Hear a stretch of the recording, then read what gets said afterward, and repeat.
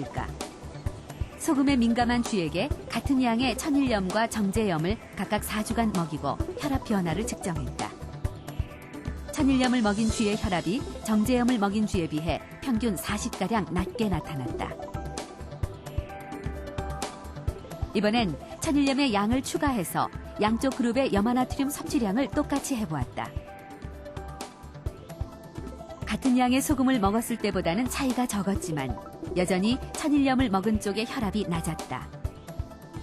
염화나트륨 함량을 똑같이 먹였다는 얘기는 천일염 같은 경우는 더 많이 먹었다는 얘기예요, 소금을요. 그런 경우에 있어서도 혈압을 낮게 유지를 시켜주고 있습니다. 그것은 절대적으로 염화나트륨 함량이 적게 먹어서가 아니고 다른 미네랄들이 혈압을 낮게 유지시켜주는 데 역할을 한다는 것을 알 수가 있습니다. 미국 사우스웨스턴 의과대학에서는 특히 칼륨에 주목한다. 성인 3,300명의 소변 검사와 혈압 측정을 실시했다.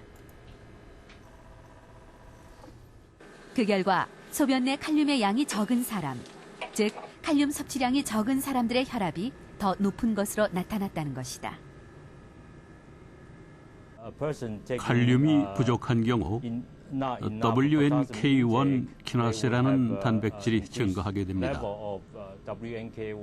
그런데 이 단백질은 몸에 나트륨을 저장하도록 하는 역할을 하기 때문에 고혈압을 발생시키게 됩니다. 칼륨은 체내 나트륨 양을 조절하는 역할을 함으로써 혈압을 낮춘다. 연구팀은 채소 섭취가 적은 현대인들에게 나트륨 과다보다 오히려 칼륨의 부족이 더 큰 문제라고 지적하고 있다. 석기시대 인류와 현대인의 나트륨과 칼륨 섭취량을 비교한 것입니다. 옛날엔 나트륨 섭취율은 매우 낮고 칼륨은 매우 높았는데 현대인은 뒤바뀌어 있죠. 저 시대의 사람들은 고혈압이 없습니다. 많은 과일과 채소를 섭취하면 칼륨의 섭취가 늘어나서 많은 양의 나트륨을 섭취하더라도 고혈압을 막아서 뇌졸중이나 심장 발작과 같은 질병으로부터 보호해줍니다. 칼륨은 바나나나 오렌지, 녹황색 채소와 견과류 등에 풍부하게 들어있다. 흡수율을 고려한다면 나트륨보다 2배 이상 충분한 양을 섭취해야 한다.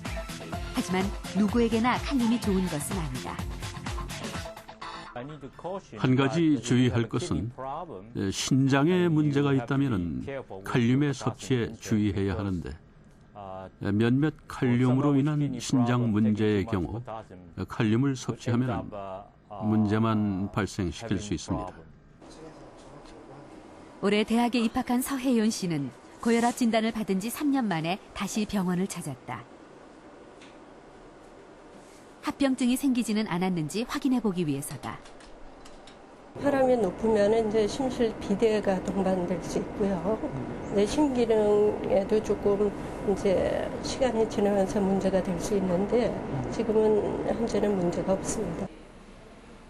3년 전 150을 넘어서던 고혈압도 그 사이 정상 수치에 가까워졌다. 3년 전에 150까지 올라갔었던 게 지금 한 135로 떨어졌어요. 비결은 체중 감량이었다. 체중이 10kg 줄면 수축기 혈압이 크게는 20까지 떨어진다는 연구 결과도 있다. 고입할 땐 100kg였다가 지금 80, 한 6kg 그 정도로 줄었거든요. 건강상 문제도 있고 대학을 들어갔는데 좀 살 좀 빼고 싶었습니다. 식이요법으로 인한 식이요법 운동에 의한 체중 감량이 혈압을 떨어뜨리는 데 도움이 됐을 거라고 생각합니다. 현재 고혈압의 가장 빠르고 효과적인 치료 방법은 약물이다. 고혈압 약은 혈관을 확장하거나 체액을 줄이고 심장 박출량을 줄이는 등의 방법으로 혈압을 떨어뜨린다. 혈관 손상을 막아서 합병증을 예방하는 것이다. 문제는 환자들이 고혈압 약을 잘 복용하지 않는다는 데 있다.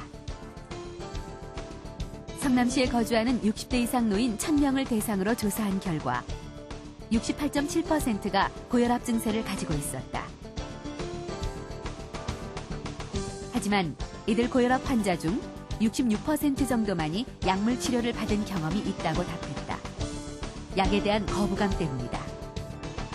고혈압의 치료는 여태까지 나와 있는 어떤 다른 약물 치료보다도 훨씬 효과적입니다. 실제로 그 고혈압을 치료하면 심장병, 뇌졸중의 발생을 감소시킬 뿐 아니라 전체 사망률이 감소하기 때문에 현재까지 알려져 있는 어떠한 치료법보다도 훨씬 효과적이라고 말씀드릴 수 있겠습니다.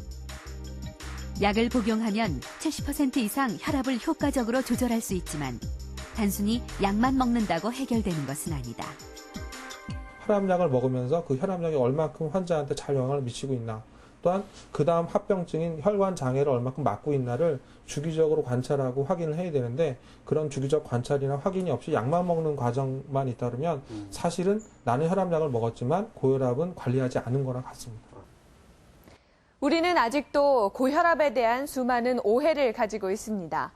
그중에서 가장 대표적인 것이 고혈압약은 한 번 먹으면 평생 먹어야 한다, 이 얘기인데요.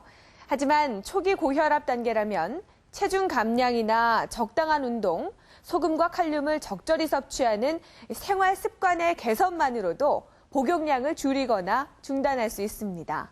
물론 임의로 약을 끊는 것이 아니라 의사의 정확한 진단과 처방이 따라야겠죠. 저혈압이 더 위험하다는 얘기도 사실이 아닙니다. 다른 질병으로 인한 증세만 아니라면 저혈압은 심혈관 질환의 위험성을 낮출 수 있는 그야말로 축복받은 증세라고 할 수 있습니다. 고혈압은 그 어떤 질환보다도 진단이 간단한 병입니다. 물론 혈압은 계속해서 변하는 것이기 때문에 한두 번 측정한 혈압이 정상이라고 해서 방심해서는 안 되겠죠. 나의 혈압 상태를 정확히 알고 지속적으로 관리하는 것이야말로 고혈압 합병증을 예방하는 가장 확실한 방법일 것입니다. 잘 알고 관리하면 평생을 친구처럼 지낼 수 있지만 방심하는 순간 생명을 위협하는 흉기로 돌변하는 병, 고혈압. 나와 가족의 혈압을 측정해 보는 것으로부터 고혈압 예방과 치료를 시작해 보시는 것은 어떨까요?